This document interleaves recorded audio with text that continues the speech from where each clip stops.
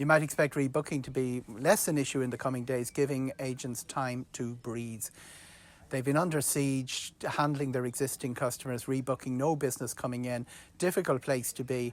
And the rebooking crisis, maybe it hasn't gone away, but the numbers should be expected to abate, and they now have to concentrate on the busy Easter and the post-Easter period, existing bookings, managing them, and the changes, working their way through the system. Travel agents are doing the work that the airlines and the cruise lines are unable to do. They're overwhelmed, they don't have the support staff to deal with the queries, and they don't have the tools, even in this technological age, to deal with the overwhelming amount. If you go to some of the sites like Skyscanner, they're still trying to sell you seats on routes and flights that do not exist. People still being asked to show up at the airport for flights to America.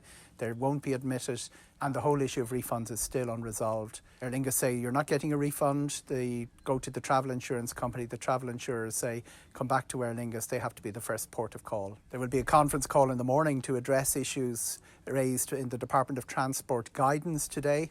It does leave agents in the same situation as they were before, in other words, exposed for refunds.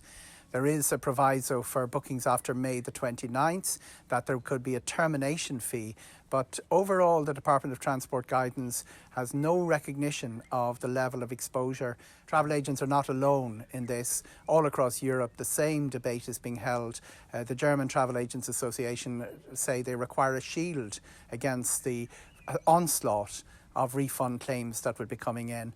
And of course the legislation in Ireland predates dynamic packaging, which raises a whole other series of issues which may have to go as far as Brussels. Latest airport casualty is Belfast International as EasyJet cancelled their flights. Derry is down to a single flight. Belfast City is still operating, and of course Knock has already closed. Kerry and Donegal are also operating on single flights as of this weekend, when Stobart run the PSO services to Dublin. Ryanair are operating with 20 of their fleet of 300 and are down to a handful of routes as of Sunday. Aviation not quite ground to a halt, but the passenger numbers in Dublin are down by more than 70%, and of course flights are down by 55%.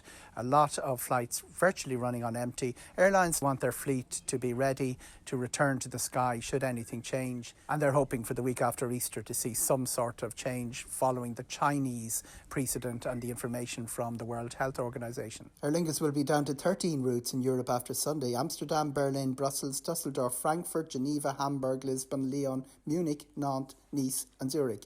They'll have 3 American routes: Boston, Chicago and JFK, and they'll have 3 to UK: Birmingham, Heathrow and Manchester. And as of Friday, Ryanair will have just 12 routes out of Ireland: Dublin to Amsterdam, Berlin, Birmingham, Bristol, Brussels, Cologne, Edinburgh, Gatwick, Lisbon, Manchester, Stansted and Cork to Stansted.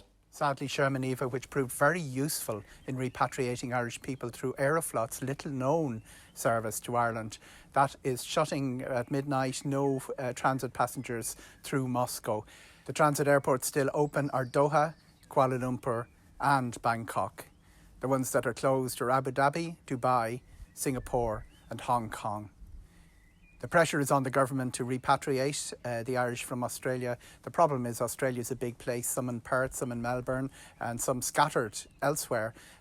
Reckoned about 3,000 of them. Will repatriation flights be organised? It is likely that contact is being made with Alan Joyce of Qantas, who comes from Tallaght, by the Irish government.